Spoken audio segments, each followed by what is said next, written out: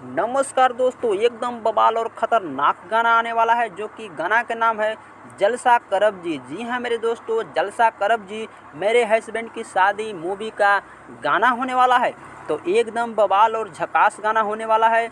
गाना को गाए हैं संध्या सरगम और म्यूजिक दिए हैं ओम झा और गाना को लिखे हैं अरविंद तिवारी और वीडियो गाने में नजर आने वाले हैं दिनेश लाल यादव और अमरपाली दुबे और काजल राघवानी।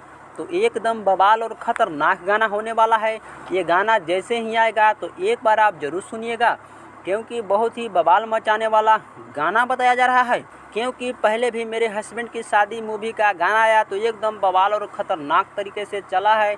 तो ये भी गाना एकदम बवाल और ख़तरनाक तरीके से चलने वाला है, क्योंकि वीडियो गाने में नज़र आने वाले हैं दिनेश लाल यादव, अमरपाली दुबे और काजल राघवानी। तो ये गाना एक बार ज़रूर सुनिएगा, एकदम तहलका और बवाल गाना होने वाला है। तो ये गाना को सुनने के लिए DRJ रिकॉर्ड भोजपुरी के यूट्यूब चैनल से सुबह 7 बजे ये गाना आ रहा है। तो गाना देखिए, एकदम बवाल और झकास होने वाला है। तो मिलते हैं अगले नेक्स्ट वीडियो में, तब तक के लिए चैनल को सब्सक्राइब करें।